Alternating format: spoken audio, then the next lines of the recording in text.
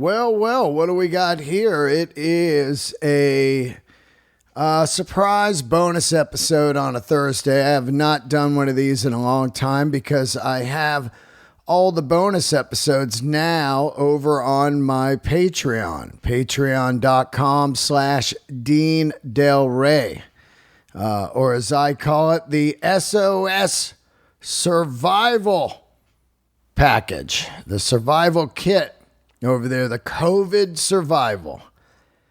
But I felt it was important to do this one here for everybody because, first of all, I think today is International Podcast Day. And I wanted to say thank you to everybody that has listened to this show over the last 9 years, 550 episodes. And I mean that. It means a big deal to me. And I bust my ass doing this show. There's no one that books the guest or records it or edits it or puts it up. It's me. And it's a lot of work. And I'm glad that you guys tune in each week. And I wanted to say that right here on the microphone. But another thing that I wanted to kind of bring to the light of day is the fact that, of course, in the last 7 months, because of the COVID, there's been really zero stand-up. And over the last few months, the comedians are going crazy. Our income is gone. Our revenue is gone. There's different protocols and laws and rules in every state, city, and town when it comes to COVID, what you can do and what you can't do. And look, I understand 100% we need to stay safe, stay alive, and not be idiots and spread this shit around. But at the same time, we need to kind of make sense of what's going on. There's so many different, like I said, rules in every 20 feet of America.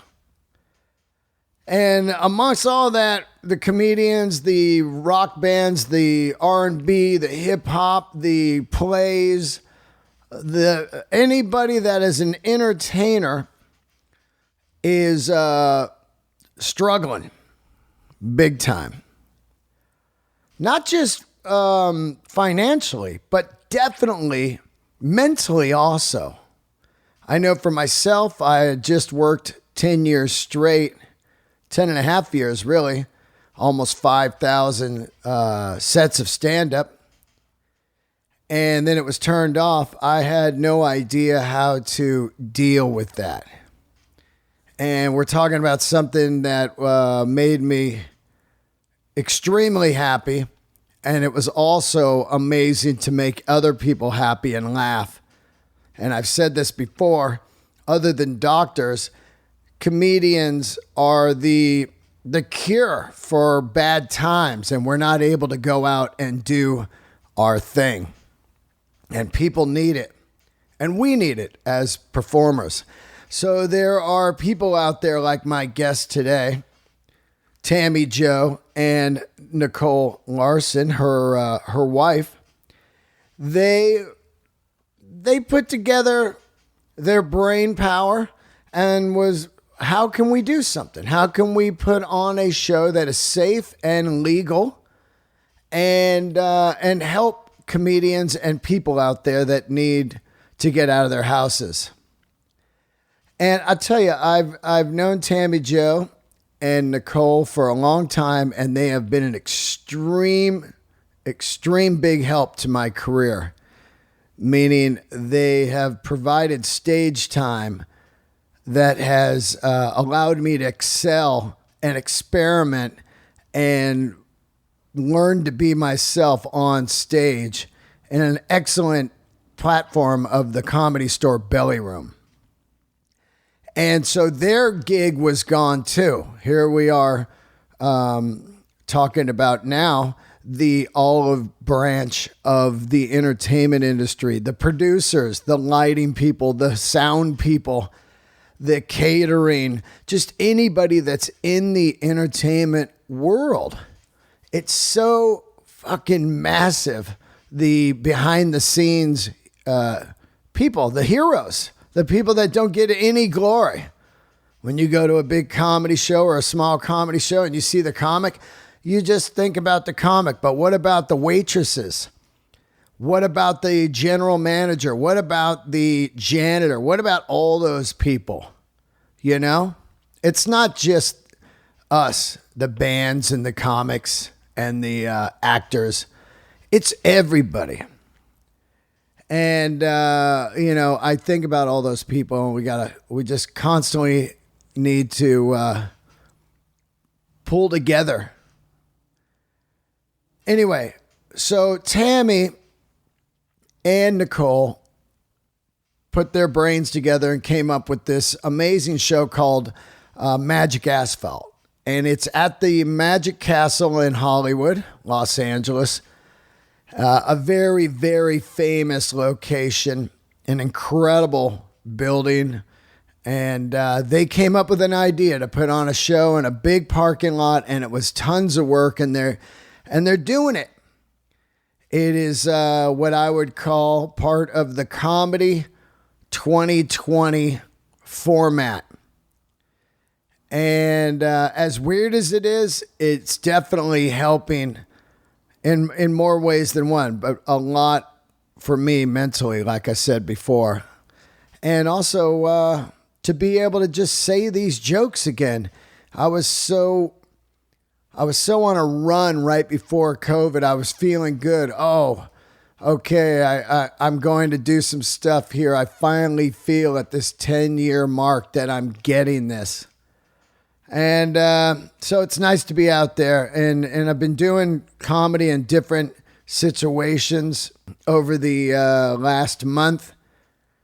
Some strange, some good, but I think it's all part of history. I hope that one day we look back on all of this and we go, wow, that weird 2020 era of comedy where we were doing it in parking lots and people were in their cars, or we're doing it on screens with no one around, whatever. I hope to look back on it. I hope to see a coffee table book one day where it's like, ooh, the mask era. Anyway, thank you everybody for tuning in. Stick with this one a little bit. There's a little bit of funky sound, unfortunately, here and there, but stick with it. The information's great. The story's great. Tammy and Nikole are fantastic, and they rock. And you guys all do for tuning in. I hope you tune in for the next 550 episodes. Don't forget, patreon.com/Dean Del Rey is where you get all your bonus episodes and the Zoom Fest, small little donations. And also now, when I go live on Instagram, they have an opportunity where you can tip the artists on Instagram with badges. So that's kind of cool too. Anything helps. Here we go. Episode number 551. Tammy Jo and Nikole Larson. Keep the candles lit.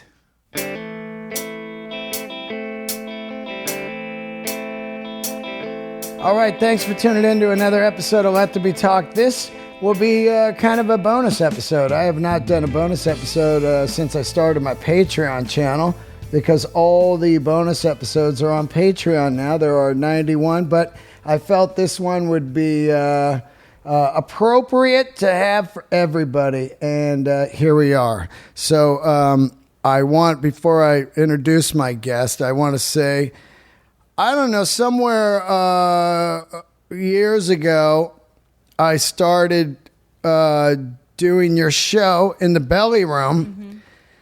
And it was completely the game changer for me, because what it did was it allowed me, at the time where the Comedy Store had become this insane hotspot, it was tough to work on a lot of new material when you're going on in between, say, a Burr or a Rogan or an Ali Wong, and then all of a sudden there's tons of agents and people in the crowd. And not that I was worried about any of that. I just didn't want somebody to go like, yeah, let's put him at 1:30 in the morning now because he's just, you know what I'm saying? So it became a spot in the original room and the main room where what I would call a kill zone. You had to kill all the time. And you wanted to kill because the pride of like, I'm going on with all these killers. Anyway, and so I started doing your show. Introduce yourself. Hi, I'm Tammy Jo Dearen. This is my wife, Nikole Larson. Hi. She had her mask on. Yeah. COVID times. But I was able to start doing your shows, which were Friday nights. And Saturday nights, yeah. And you would do 2 a night, and I could just really get material up quick because I would do it. Then I'd go in the original room, do my spot, then come back and do another spot and fine tune the material. And what that did for me was it was beyond monumental, just because I could work on stuff in there. It was a free zone, you know. It's pretty amazing. You weren't even with us when we had. I did another room years back. It was non-traditional, and we did 2 to 4 shows a night. And so comics, I didn't realize I was getting on their good side because they could come and they could do multiple sets and not even leave, and bounce back and forth between the rooms, and sometimes 3 sets within an hour and a half, and then take off. So I didn't realize that was getting me in good graces with comics.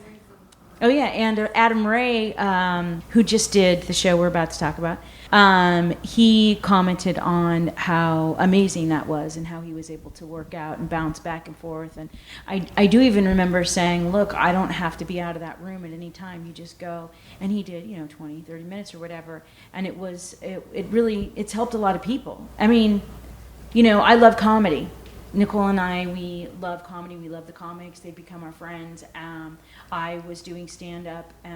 When I started working for JFL, when I was interviewed, Jeff Singer asked me why I haven't pursued comedy, and I didn't know the answer until I spewed it out, and I said, nothing has ever stopped me from producing, but everything gets in the way of performing. And I love it, and it's an outlet, and it's fun, and I can get laughs, and I can get the job done, but when I produce, I feel alive. And Nikole and I, Nicole's my wife, she was in advertising, and we started working together about 8 years ago, and I think when she came on, started kicking my ass, and things started getting more focused and better, and how she didn't like the way something looked or something, how it read, or different things, branding and all sorts of things. And we started actually making money, because I was producing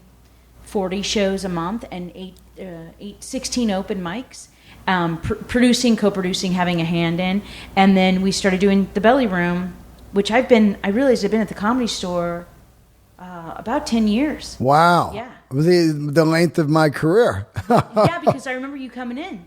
Yeah. I remember you driving up. I remember saying hi to you a few times, but I think, at that time you were just focused on, getting in at the store. And although I was there, I wasn't your in. You know what I mean? Yeah. Well, I think that when you're hyper focused, when you're at the store, and this was, I want to make it clear to people. When I was going to the store, there was no one. It was a ghost town. It was dark day. Yeah, and I loved it because I could find myself in this sea of lunatics that were like me. The building was black. They played rock and roll on the patio, and we hung out till 5 a.m. I was like, wow, this is my. I've often said it many times that it was my, that blind melon moment where the bumblebee opens the fence and there's other bumblebees. Wow. And I think, I don't really remember you back then, but I don't know where you're from. Where are you from, and where did you start comedy? So I grew up in Orange County, and I don't like to tell people that. I hate Orange County. Yeah. I grew up in Orange County, and then I started doing comedy. I did stand-up the first time. I think I may have been 21, 22, and then I did a few road gigs. I didn't know I was gay, and I actually went on the road with my then boyfriend, who owns some clubs now in Utah. And were you Wise Guys or something? Mm-hmm. Whoa, really? Yeah. That was your boyfriend? He was. Wow. That is a wild story. I love this story, weird, actually. Right? So then when I moved to LA, and then I realized I was gay, and then I wasn't ready. And it's different today. They come out and they're 5 years old, and they're like, I don't know what I am, but you better like me, and they're fine with it. And back then it was so much taboo and stigma, especially coming from Orange County. And I thought, I can't go on stage because they'll see right through it, and I won't be able to manage it.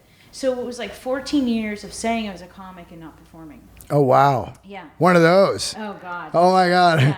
I love those ones. I can't get a real job because I'm a comic. Yeah. And then I can't do comedy because I'm working nights. It was like this weird thing. And you weren't working at all.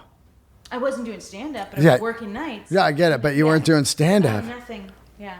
And then, whatever, I started performing again, and then, I started producing because I hate open mics. I hate them. I hate them so hard. Yeah. And well, the LA open mics are very strange. There's just comics. That's all I know. Yeah. Same here. Yeah. I've done some open mics. When I'm on the road, people hit me up like, hey, when you're done with your headline set, we got this little open mic show, and I'll go do them. Oh. Yeah. And there'll be like a full audience and shit, and I'll be like, whoa, you guys, you don't even know how you got it made. You shouldn't be fucking around here at all. This is an audience. You know what I mean? I wouldn't do new stuff yet, no. So I put together this open mic tour, and then all at once we're going, like a group of us are going to these open mics, and this guy's like, hey, you want to produce a show here? And this was at El Cid. And I was really naive. And so I said, sure. So that first show, we sold out El Cid. I think we had 115 people. I mean, they just were coming in. And he came and took half of my money because I didn't know better. Yeah. And that's a great room. It was a legendary East Hollywood Mexican restaurant. Yeah. Flamenco dancing. Yeah. And comedy. And over the years, they've had many shows come in and out of there. Yeah. So we started there. And then we did, I don't know if you remember any of these, M-Bar. Yep. Oh, yeah. M-Bar was incredible. Yeah. And then we were at Malo forever. I don't know why you never did Malo. Where? It's closed now. It was a restaurant, but they're upstairs. They had two different rooms, and that's where we had two different showrooms. Never even been there, heard of it. We had Tig Notaro there, and Maria Bamford, and Gina Yashere, who's one of our favorites. Yeah, that's the one that Adam T.J. Ray did. Miller, Yeah. Adam Ray. I mean, you name it. Like Lori Kilmartin loved that place because she had a kid.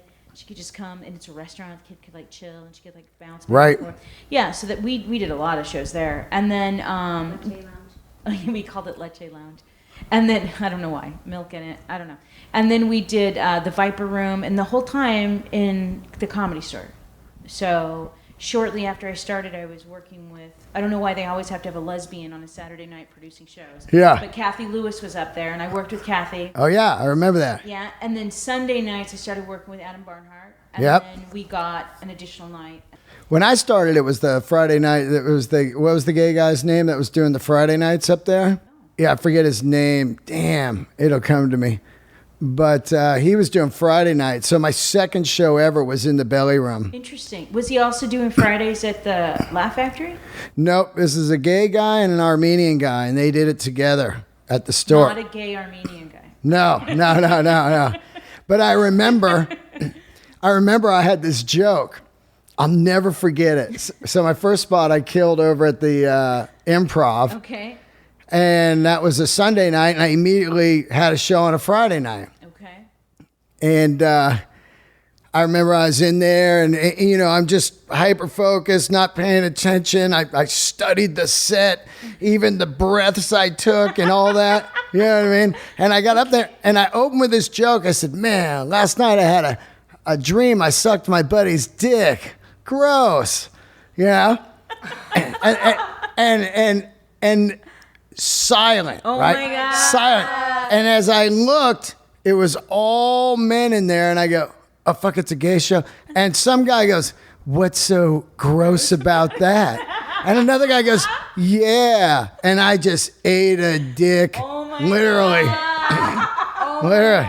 Oh, yeah. Now I would have been like, well, it was a fucking Asian dick, and I like black, you know, whatever. I would have got out of it, whatever, you know. But, you know, second set, and then I realized, oh, the promoter's gay. I had no idea, and I just, you know, but. Well, I've had people think because I'm gay, the show's gay. Yeah. And then they'll come in not having watched any of the show, and no one else is gay but me. And they're just doing gay bits. Or they'll say, you know, and here I am on the gay show, and they'll just be like gearing it toward gays, and the audience is like, what the fuck? Yeah, like, yeah. They're like, there's men in there like, I'm not gay. They're like, how do I get out of here? Total homophobics. Am I in a gay show? That reminds me. I'm gonna totally tangent. Yeah. We moved when I was in the second grade. We moved. And we went from one school to another, and they didn't know how to place me. Yeah. And they had PE and PT, and I don't know what PT, perceptual training was like for people that weren't like right. You know? Right, yeah. And they put me in PT, and I start doing all this stuff and throwing because I was an athlete. You thought you were in PE? Yeah, and they're like, oh, honey, you're in the wrong place. Wow. Wow. Oh, honey. Wow. Quickly. I'm like on the balance beam. I'm No. throwing the bean bag against the net and catching it over my head. Anyway, that reminded me of the gays being like, I got to get out of here. I'm not gay. When you start doing your Saturday night, is it right before the kind of boom happens again at the store? So is that going, because it's all a blur to me. When people say the store, to me, it's like, you understand, I've been there 10 years straight, pretty much 7 nights a week, except for when I was on the road or in New York. Right. So it's just a blur. But was it right before that? So, God, it was so not good. When I was there with Kathy Lewis, they were doing Friday nights with Vargas. She and Vargas were doing a Friday night, and it was a big bringer show, and it would run long. I remember. It would be like 3 hours. It was painful. Yeah. It was so painful. I mean, they were making money. Yeah. Hand over fist. And then I was there when Alf. Oh, yeah, Alf. I forgot about Alf. He was there for like a hot second. Yeah, hipster Alf came in. Yeah, the curly we're going to have the alt comics in here because that's hot. Okay. Yeah, I mean. So we had some ideas. Well, I had some ideas, and I wanted, because I'm working with Adam at the time. You know? Yeah. So I had been there maybe a year or so longer, like probably 11 years. Because we've been together 13. Right, and I'm coming at the end of this next month is 11 years. Yeah. So I said, we have some ideas. I had all these ideas because why aren't we doing this here? And we could do all these things. And you know, because I'm a go-getter. I want it, like I do one show, might as well do 3 in a night if the room's open. Of course. Know? Yeah, keep going, pushing, making stuff happen. And Alf was like, oh, it sounds like a great idea. Next week, he's gone. Yeah. That was the weirdest fit ever. So weird. So he's gone, and then, you know, we're just like carrying on. And then Eric showed up. Yeah. Unannounced. You never knew who the managers were back then. Nope. And Tommy was still there. And I never had anything with Tommy. Like, we just talked, and we would laugh a couple times, and he was nice, and that was about it. Well, you're gonna bring her up there. That's all you're doing is a bringer show. Well, he came. I know, but you know. He came upstairs and did an impression of another comic that was gay, and then I'm all, maybe Tommy's gay. That's what I thought. I was like, that's got to be it. Anyway, so we were doing an early show for someone else. Somebody said, can you get the night early? So whatever. So I did for them. And we knew what time to show up, but for whatever reason, this guy promoted it in a different way. So they were there. The lights aren't on. No door person. No sound. They didn't have door people then. So nothing's on. And Eric's brand new. And he filled the entire room without taking any money. Wow. Whoa. Whoa. And so when I realized who he was, because if it were anybody else, I lose my temper, and I was stressed, but I held it, and then he helped me collect the money. Yeah. And then from then on, we were friends. Jerome was the guy. It just came to me. I thought so. It just came to me. He's running for city council. Oh my God, really? It just came to me. He's running for city council. Yeah. Yeah. Somebody wrote something really negative online. Yeah. Yeah. But it just came to me. Because I wanted, it was bugging me because my brain, it was, I did it a lot, quite a bit, the room after. He did Friday nights at midnight at the Laugh Factory for a little while. What, He did a lot of shows. I'll tell you what he did was, you want to hear the gayest show ever? It was wild. It was in Silver Lake, right up the street from my gym. Magic. No. It was this wood gay bar. It's like wooden out there. I can't remember what it's called. Akbar? Huh? Akbar? It's across street from Pinkberry, kind of. It's on, it's in Silver Lake. Oil Canaries isn't it? I can't remember. Anyway, this is the wildest show. I'll tell you the wildest show ever. So it's in a gay bar, like 7 to 10.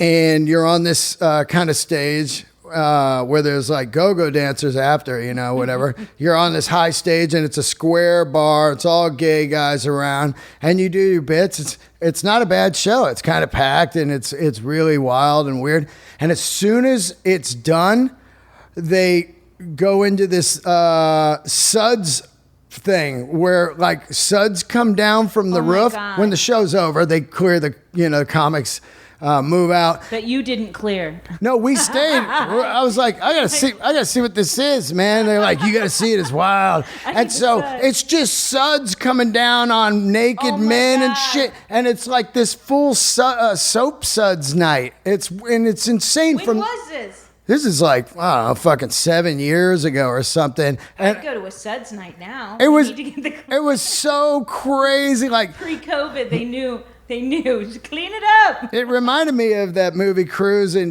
because gay bars, they have like themes and shit, so they're like really radical. Yeah, like I grew up in San Fran, like the Castro, they'd be like, oh, tonight's glow stick night, I know. Yeah. So it was but he would do a show there every like Saturday night. Jerome did? Yeah, I knew right when I had started, because there weren't a lot of shows when I started producing. Right. Because Bruce Daniels, he does the Akbar Drunk on Stage, still does that with Aaron Foley. Yep. It was him and Jerome. I'm trying to think if there was anyone else. The Uncabaret thing. Right. There weren't a lot of independently produced shows. No. So, later on, it kind of hit when you got like the first one I really remember that was big was 12 Shiny Nickels. Oh, yeah. That was like a big, like the industry was coming. I did that show, yeah. Then Fish Tacos I don't know that one. in Silver Lake. Oh, no, I don't. And that thing, it was just, I'll never forget it, man. I was there and, Conan Booker's there. It's outside. People are eating fish tacos, and you're at a taco stand. It's on Sunset? No, it's on Hillhurst in Los Feliz. And then you had, of course, Meltdown that exploded and turned into a TV show and everything. Really explode. And then the other one that was that was off of Gower there in that Gower Gulch. Oh, yeah. What's it called? It had a name. Tiger Lily. Yeah. So those were the fucking that was the one. Kind of the that big really hipster ones. Yeah. I mean, those were Tiger Lily had some serious lineups, and so did Meltdown. Yeah. It was like, Meltdown was like, if you did Meltdown, it was almost kind of like, whoa. It was like, oh, you did Meltdown? It's kind of alt, though. Oh, it was full alt, but I loved it because I could kind of do both, I felt, and it was a challenge. Yeah. And sometimes you could really destroy in an alt room because... you're not doing Star Wars jokes or something, so you're totally different. You are the alt in the alt room. I am the alt. Yeah, I am the alternative. Yeah, but I loved Meltdown. It was I love the artistic feel of it. It was and it was a pure comedy crowd. Yeah, because there was no drinks or anything, nope. So they were there for comedy. I can't believe that shut down. Well, the place sold. That's what happened. Well, that whole thing. Yeah. Even including my mechanic was behind there. That's gone too. So you start kind of taking it on. Eric's coming in. He's kind of tightening it up around the store. That was the best thing that happened. Yeah, that's what I kind of thought too. I mean, when I know the perfect storm and how things happened. I get that it wasn't just one person. Yeah. But I mean, Eric came in and Tommy was gone, and that opened up the floodgate for all these other comics to come back.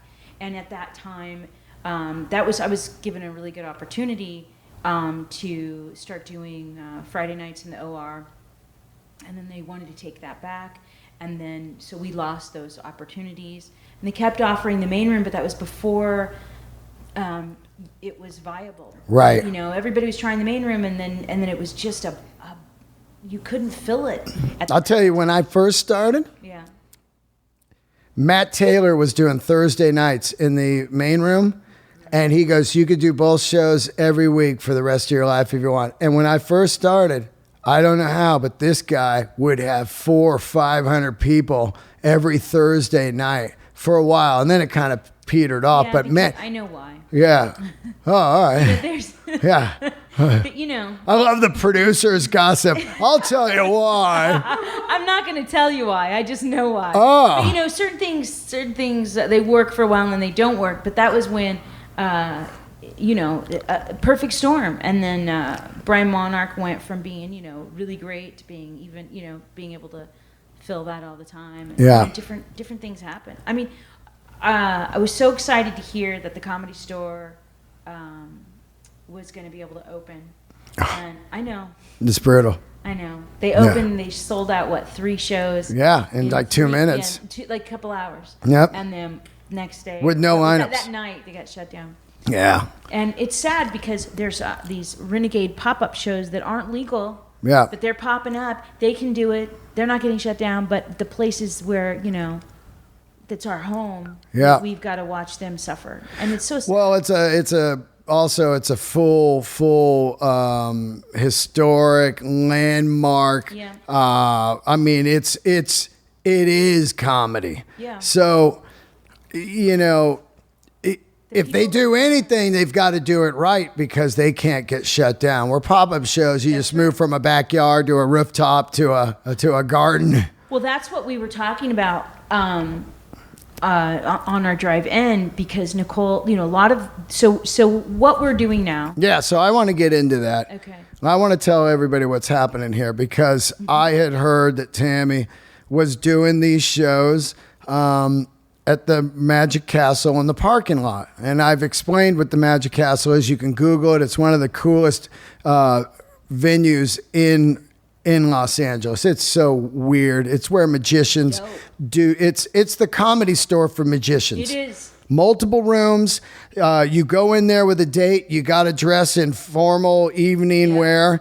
And there's multiple rooms of magicians doing magic. And it's their club. It's where they work out tricks and do stuff. And it is so incredible that it's still around because these magicians need to practice this stuff somewhere. Yep. It's like comedy. They can't just do it in their house. Yeah. So, and it's a giant Victorian, and I want to get the owner on, whoever the owner is, because I think it might have been just a former mansion or something of somebody. It was, but there's a family, so it's not one owner. Right. Well, just somebody that's the spokesperson. Yeah. Because I went one time and had brunch there on a Friday, and I was blown away by this place. It's amazing. So anyway, Tammy gets the idea to do these shows. Actually, Nikole and I. Okay. This is the first time, like when I was doing shows before, then Nikole came and worked with me. This is the first time from scratch. Yeah. Nikole and I came up with this plan, and we worked on it and scouted, and I mean. So when you first get an idea, because the idea is basically a drive-in type of show, which is going on around America, what venues were you looking at? Were you going around? Where were you going? So. A lot of parking lots. Yeah. like ArcLight? We went everywhere. Yeah. So we scouted. We would go and drive nights, and we even drove out to Norco to a drive-in just to check it out. Yeah. I mean, we've been to drive-ins, you know. Of course. But I just wanted to go see what this one guy was doing. I'll tell you, honestly, my mom, we're waiting and waiting and waiting, and all at once I'm like, we're waiting for something that's not going to come back the way I thought. And I started feeling like, oh shit, I waited too long. And my mom said, you've not ever been one to wait for something to come to you. And I got the phone and I was like, was she reading me? Like, was she throwing shade? Yeah. And I was like, you loser. You tapped out. I'm all, bitch, I got on the phone. So it was like, in an hour, we had places to go look at and people to talk to. And did you go to like the Grove, stuff like that? We haven't had to go there. We've looked. I did a lot of Google searches online and did the Google satellite and looked for stuff. But the drives were for us important. Yeah. And we just did a lot of driving. And then we did a lot of digging to find out who owned this and how can we do it. And then you have to figure out what this city is allowing, and it's across the street from this city limit, and right. what they're allowing. Right. And it's very different. And so we got lucky, and the Magic Castle, they furloughed. It was over 200 employees they furloughed. There's over 200 employees there? They cut down to 9 originally, and then they cut down to 6. Employees, because of COVID. They Wow. were devastated, just like live entertainment. And they had just suffered a fire, by the way. I didn't know that. Oh, the place lit on fire a year ago. I didn't know And that. almost burned to the ground. I didn't know that. Oh, yeah. It was like, wow. So they're just bouncing back from that. So we talked to the GM, who's fantastic. So you just call, you give a cold call and you say, Cold call. I got an idea. Yep. How- We want to, yeah. And the parking lot holds 200 cars. When they do it stacked. Yeah. Right. Right. But it's a big, big lot. It's a big lot, but By the way, do you know what used to be in that lot? Was it just another place that burned down, no, or I think they've always owned that area. In fact, they own the hotel. I know. And then The one next to it where Janice died also? ooh, I don't know.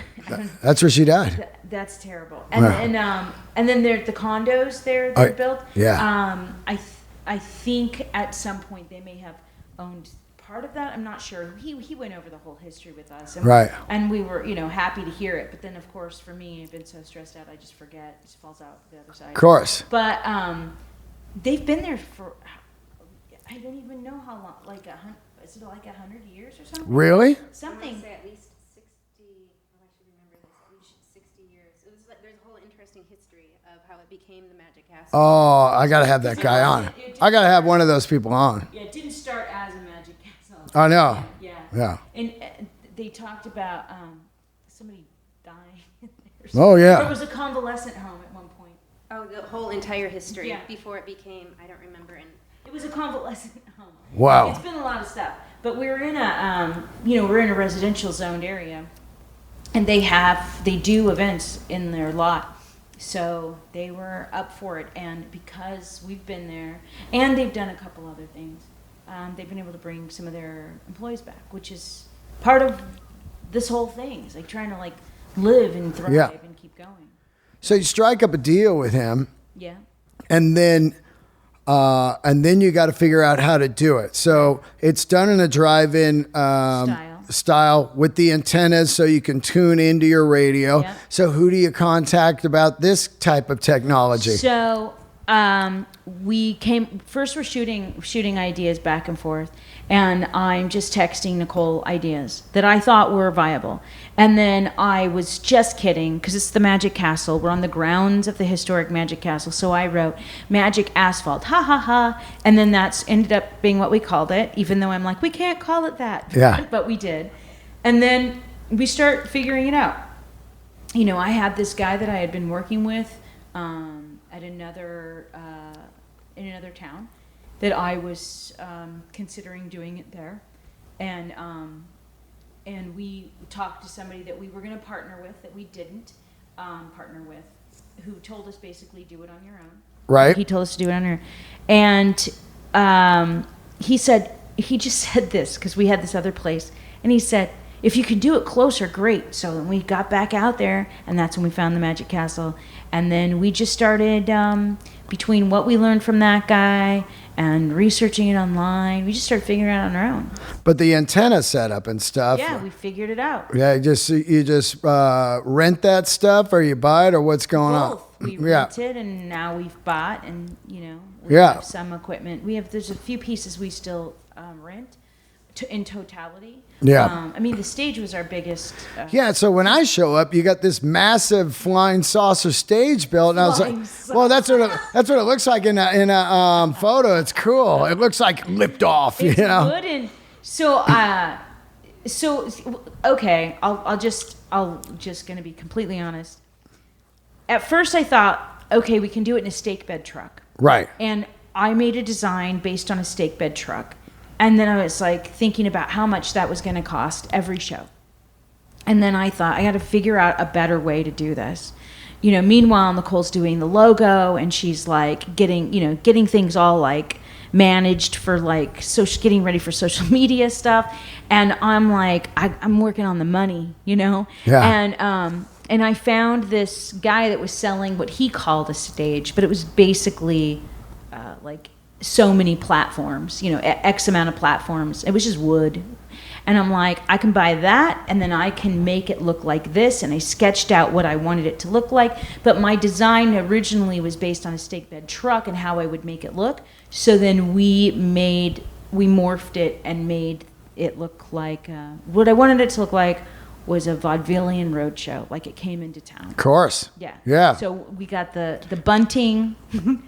My friend from the South is like, y'all can't find good bunting here. All I could find was like American flag. So funny because my opening joke, I was like, I feel like I'm at a bad Trump rally. Yeah. Yeah. I mean, Yeah. Kid Rock's up next. So I am a flag loving liberal, and Right. I'm not very popular, but I love the flag. I love this country, but I'm a total liberal. But anyway, so I'm not. Anyway, so that's what we based it on. Then then a lot of things started falling apart, like financially, because we were told that we didn't need permits or insurance, and that was not correct.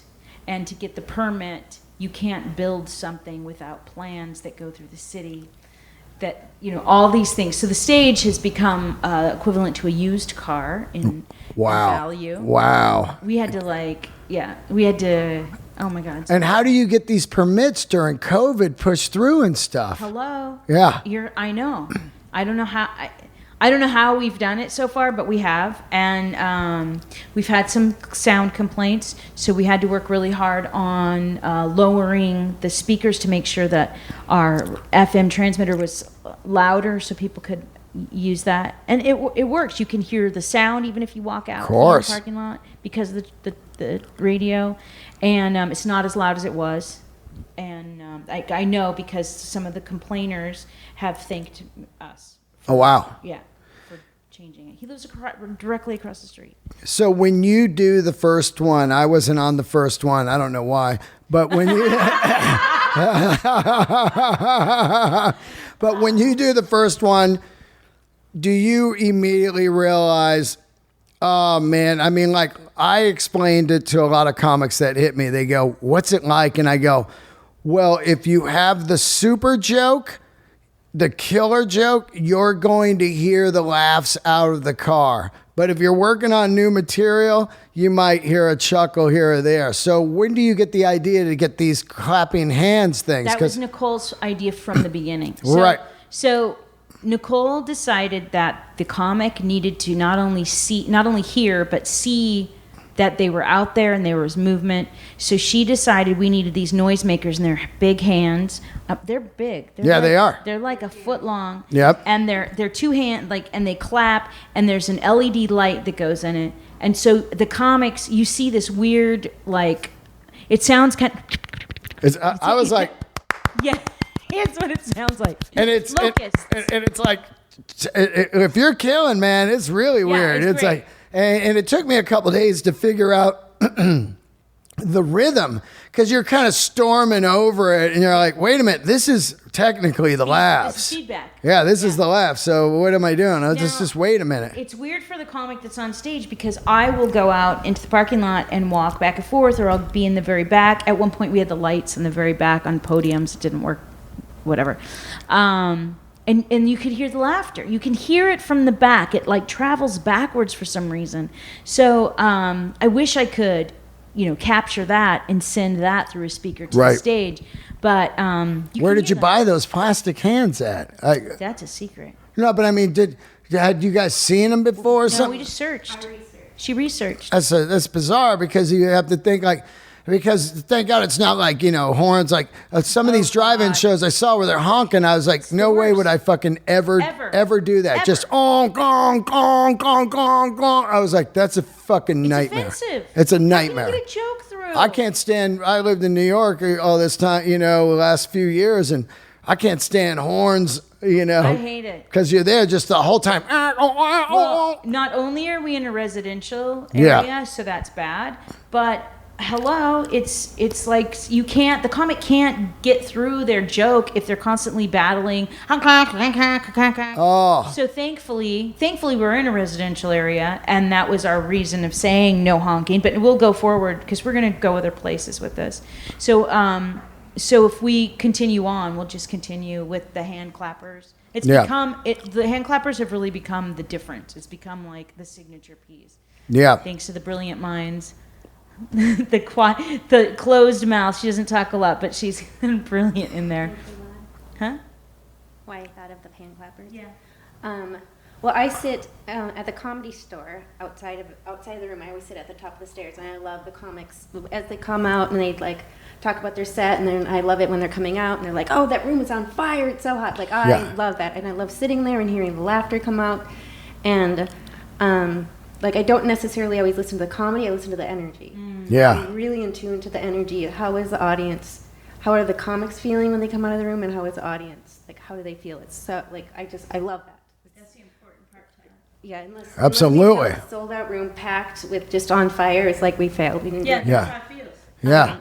Yeah. So I was really in tune to the idea of like I did for something else. I spoke on something on Zoom, and like speaking into a void was like, wow, like horrible. Horrible. Like, the thought of that I really wanted like a comic. These comics, like we were the first shut down and the last to open. Yep. Live entertainment.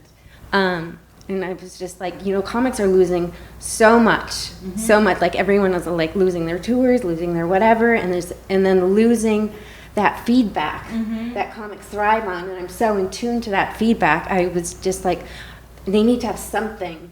And I just spent a long time like researching online, looking for different ideas until I came across that. I did not know how huge they were.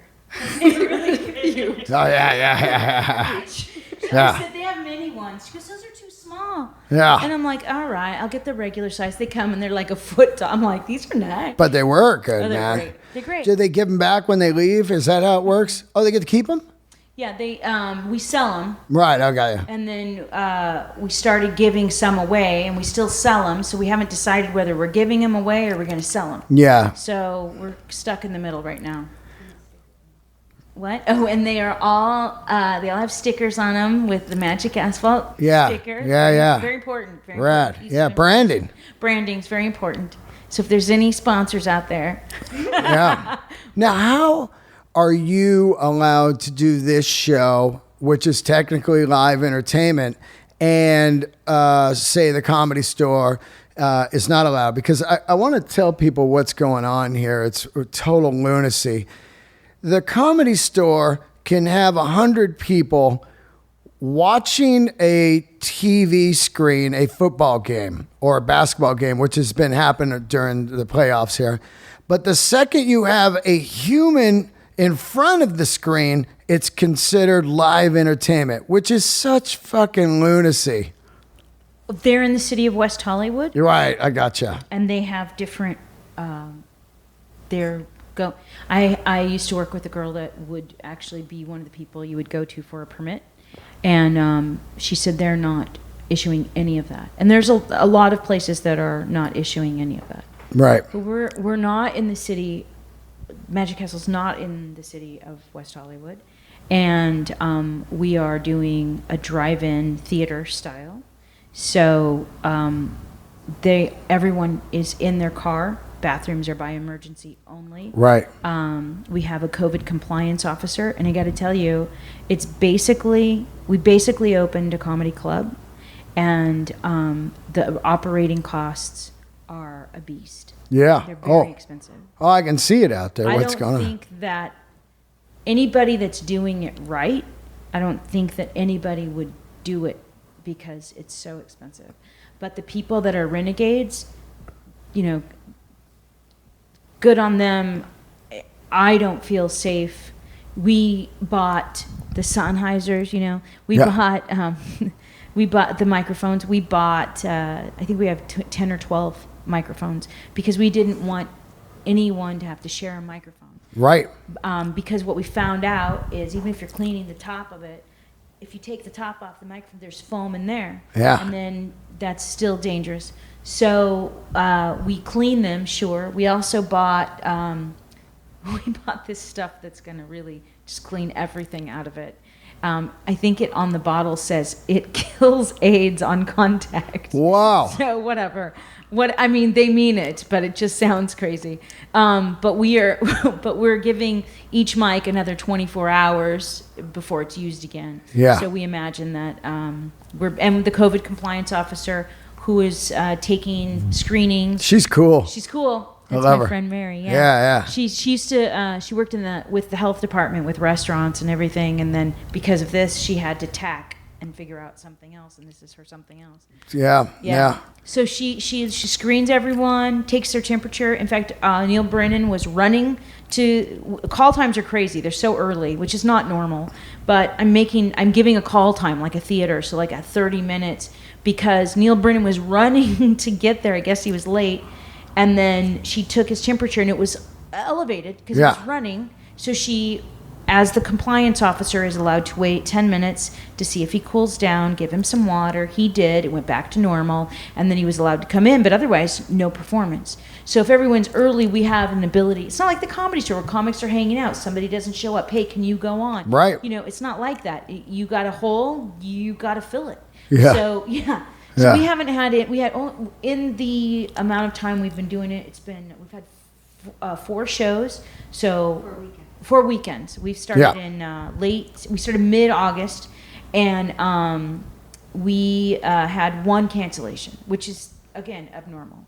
Yeah. For COVID times. Yeah. For normal times, I expect 3 cancellations a night. Oh yeah, of course. Yeah, and 20 people going to any openings. That's my favorite because I just kind of hang around and be like, "Hey, I'm down here. Let me know if someone doesn't make it." And then I'm like, Dean, you're up. Fuck yeah. In fact, a kid that was helping us out, I'd paid him during the week to do some work on the stage because, permits. I still have a lot of work to do on that stage. But anyway, he wanted stage. I knew he wanted stage time, but he wasn't hanging out, and I had an opening last night, and he wasn't there. So it's still kind of the same, but I said, you can work, but I can't pay you for the night. I can pay you for the day. And he's like, Yeah, he's not hungry.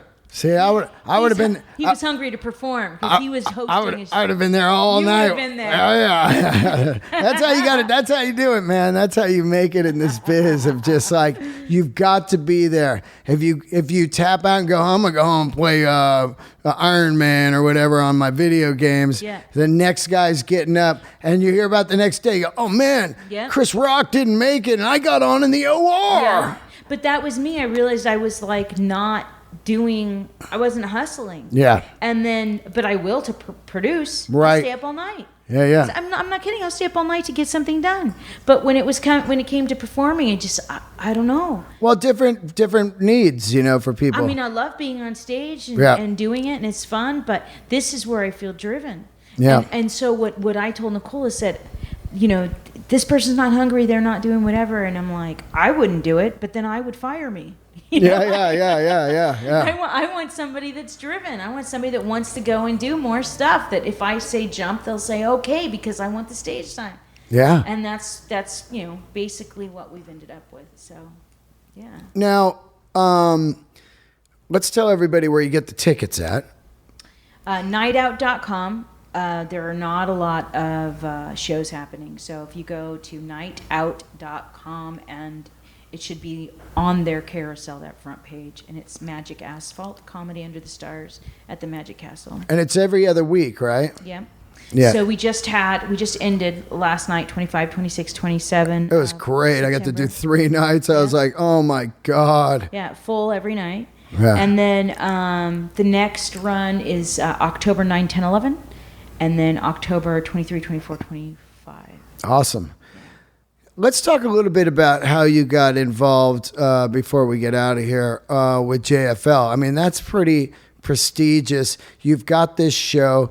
You're seeing a lot of fresh faces, sort of say, newer talent. And you're also, you yourself, with even me, have curated a lot of talent by giving them stage time. You're not a person that goes like, you ought to try this joke or that joke. You're just giving the people what they need, the stage time. And you do it for a lot of people like Macy, you know, and all these other people that work for you on the show, which is a dynamite. Well, okay. So again, I used to have a hand in producing 40 shows a month, 16 open mics a month, all at the same time. And in that time, it was a lot of new people, a lot. And I didn't know any better, you know. And then you came in, you were already rolling by the time we had like worked together. I occasionally will give somebody feedback, and I don't tell them what to say, I just give them feedback. Yeah. Like, you know, this isn't working. I will say that to somebody that I know that I can, but I don't give unsolicited. I'll even ask. Sometimes I have, but mostly with people that work with me. And there's been a lot of Craig Conant worked with me, and you know, a lot of people have. And so when I started working, with JFL, Nikole and I decided we were only doing the show at the Comedy Store. We had just ended a run about almost a year at the Viper Room. They went through 3 management changes. We didn't make it through that last run. Yeah. We're like, I don't think we're making it through this one. And we ended up taking a college program to help promote our shows and social networking and stuff. So afterward, we both ended up interning at different creative agencies. And so I was at ABC, and I hated it. And at first I was so excited for this opportunity. Oh my God, I'm gonna have a career. And I'm like, I can't do this. we've been working for ourselves. I've been working for myself for 8 years. Yeah. And I'm like, you know, I was 48. I'm now 50. I know I'm exposing a lot. But here I am. I'm like, I can't do this. So I never look for jobs. But I had, in my head, had to find a job so I could leave ABC. Yeah. Yeah, because I couldn't just quit because I didn't like it. Yeah. So I found, so crazy. I got something else. Yeah. So I found this posting for JFL. And when I saw it, I cried because I was like, oh, that's what it feels like when something's out there that I really have a passion for. And so I applied, and I worked with Jeff Singer, and I was on the team to pick the new faces for last year, which Craig Conant was one of the people that went, and Punky Johnson, who went, who's now SNL. Yep, awesome, brand new. Yep. I got the chills thinking about it. And we just texted earlier today. I was just like, hey, how are you? And you know. So great. She goes, you're rolling with the shows. I'm like, bitch, you're rolling. Yeah. Like, yeah. You're on SNL. I know. I said, go get famous so you can come back and make this senior citizen lesbian some money. Yeah. So working with JFL was great. It really wasn't anything more than what I've already done curating. Of course. You know who the people are. You're seeing them every week in the clubs. There were a lot of people I didn't know. You know, we went to New York, we went to Chicago. Oh, wow. So that was great, especially because we might be doing a show out of state and possibly in Chicago. And if so, that's awesome because I already have like a list of people I've showcased. You know? Yeah. Not personally, but the JFL did. And then going to Just for Laughs was amazing, wasn't it? It's so great out there. We had the best time. It's nuts. It's such a brutal position though. The positions that you've held are positions that nobody talks about in the comedy world, which I think is it's a lot like the if you're in a rock band, the tour managers and the lighting guys and the all this stuff, meaning that the pressure that you have and the hate that some people can flick, like, oh, fuck that, man, I'm fucking, and that's on producing shows. They never fucking put me on. Fuck them, you know. A lot of that. What? Yeah, well, that's why we named our show Bitch, Nikole. Yeah. So because I was called a bitch. Yeah. I named it that. Jessica Wellington, who used to be my showrunner before she even got a job at the Comedy Store, she ran upstairs not knowing I was in the room. We had just changed the name to Bitch, and it was on there, and she thought somebody was doing it to upset me. Yeah. She's like, somebody put Bitch on the marquee. We got to change it before Tammy sees it. I'm like, we named it that. Oh, with her smoky laugh. Yeah. But we had to. The other thing is, Dean. Well, I had somebody threaten me. I'd go to the police. I had some things happen. Somebody posted this, she needs to be thrown in a ditch and set on fire, just because I wouldn't book another gay person. Wow. That wasn't a comic, that just had a lot of followers on Twitter. Right. So I went through a lot, and what I found in the beginning was, like, the bottom feeders rise, they see something and they want in, and I didn't realize you have to sift through that and figure out who's really talented and who's a hanger-oner, and then we've just, all we wanted to do, and especially when Nikole came on, she just kept saying, you just want to make it better. You just want to be better. So we kept trying to elevate. It's been a long, slow burn for us. I mean, we had some really shitty shows for a long time, but it wasn't because I thought that was the end of it. I was trying to be better and do better and continue. And the negativity really got me. And at first, I was like, I'm the gatekeeper. Yeah. I'm going to tell you who's funny. And that did not do well for me. I had a terrible reputation. I was very unhappy. I was very miserable. And then it turned around, and I started working on myself. And then all at once, it was like, I'm not the gatekeeper, but I can help others. And that's what was so exciting. I cried when we went to JFL because I was so happy that after all that time, I finally was able to actually help people to realize their dream. I mean, Punky was one of them that I really went, like, that was a big one. She didn't, yeah. And Craig was another big one. I mean, Craig does a lot on his own, but, everybody does a lot on their own. It's not me. I don't decide. I don't create their talent or anything. But to know that I could actually just even, like you said, just give the stage time or whatever it is. But the ability to be able to, like, I didn't know Adam Ray felt that way. I didn't know you felt that way. Yeah. But to know that, like, I'll go home and cry because I'm a crier.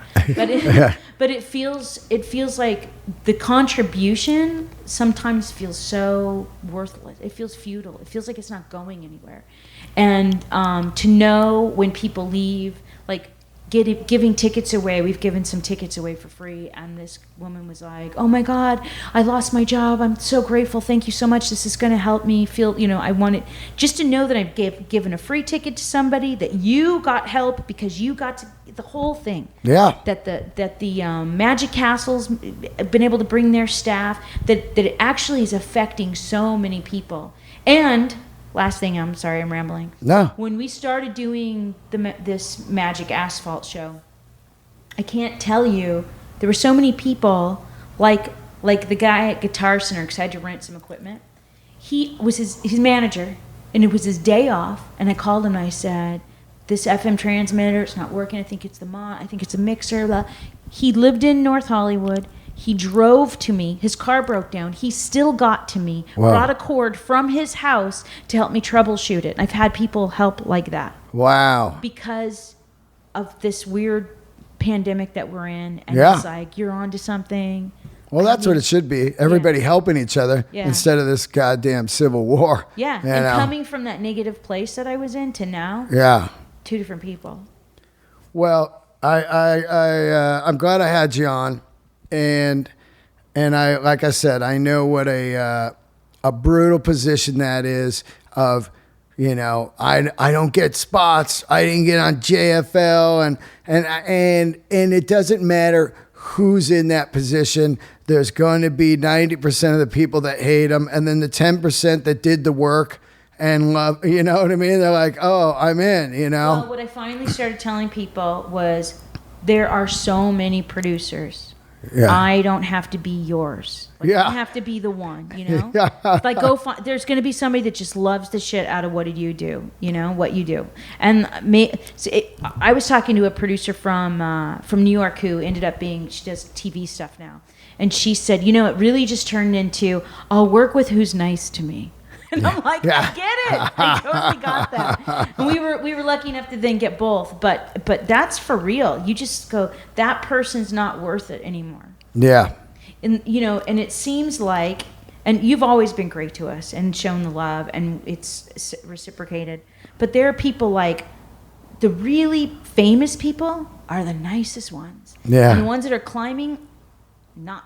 Yeah, You know, but we have really made some wonderful lifelong connections with people. I'm so grateful. Yeah. Well, I can't wait to see what happens with this. And deep down inside, I hope it fucking goes away because we can be back at the store. Agreed. But Agreed. I can't thank you enough, because the dark place that was my mind was going to Yep. of not being. I mean, I just put 10 years of work into something. And it just Just instantly gone away. And I compared it a lot to like training all your life to get into the NBA, and then you get in and you get an injury. You're out forever. Yeah. And COVID's everybody's injury. Yeah. And look, I'm alive, and people have lost family members and stuff. That's the fucking ultimate worst. I'm not comparing to that, but what I'm saying is my brain was not ready for how happy I was after 44 years of being on this planet, and then finding something that I fucking love. I get it. And it's almost like, it's like, really? You know what I mean? Like, come on, man. I'm like almost there. Yeah. But I didn't care about fame. I was almost there, meaning I'm starting to really like this material. I'm really starting to figure out how to do it. Yeah. After 10 years, I understand this, you know? It's weird because I remember working with somebody, no name, that said, when we made it, as soon as we make it, we'll be in the back of a limousine drinking champagne. And I thought, that's not how you make it. That's gross. I said, making it to me is you go for like 10 years or whatever, and you look back and you go, holy shit, I can't believe how far I've come. Yeah. And you may not see it year to year, day to day, but I can look back and go, holy shit, look how far we've come, and all of the things that we've done. And especially when Nikole came on board, because I'm wily, you know. Yeah. And, Yeah. And I get passionate about the wrong stuff sometimes. And she has really focused. We do it for one another. We're really good together. We're like, you know, a power lesbian couple. Well, I think the greatest thing I got out of comedy in the last 10 years, and I realized it either sitting down talking to you, and today I was driving on the freeway and went by an old spot. I did a show with Fraser Smith, like 2 years in, you know. But what I got so far out of it was just incredible friends and mind-boggling memories. Oh my God. Mind-boggling memories. I was driving down the 60 today, and there's this country club, and boom, it hit me right there. I go, that fucking Fraser. He goes, hey, kid, want to do this show with me for the sheriffs, Sheriff Baca and the sheriffs? It's at noon, and it's cool. You can just say whatever you want. It's real wild. And I go, yeah, I'll do that. And we get there. I'm wearing sweatpants because I thought it was just a dumb thing. Yeah. We're in a country club. Everybody's in evening gowns and suits, and it's an award ceremony for top sheriffs. And the guy walks up and goes, okay, so Fraser told you, right? No dirty stuff or anything like that. And immediately I'm 2 years in, and I'm like, what the fuck, Fraser? And he goes, you don't worry about it, kid. Just do whatever you want up there. And I was like, are you out of your mind? Look how they're dressed. Oh I'm my wearing God. sweatpants, you know? Oh my God. That kind of stuff, though. Those memories and the memories of destroying in the belly. 23. Yeah. 23. I was doing stand up, and they asked me. It was an all female lineup, and this is 1993.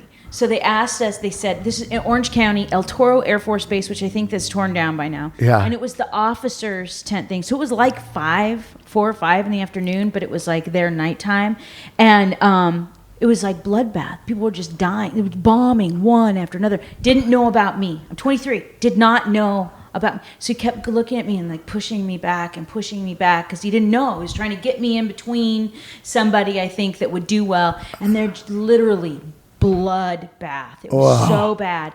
And then I went on. And I'm like, I don't know what I've been told. Crickets. Nothing. Yeah. And I said, come on, motherfuckers. Don't leave me hanging. And they're all, And I'm all, I don't know what I've been told. They're like, I don't know what I've been. I said, but these other women are pretty old, because I was 23. Yeah. I just broke open. And then that was it. And then I did a soap on the rope joke, don't ask, don't tell.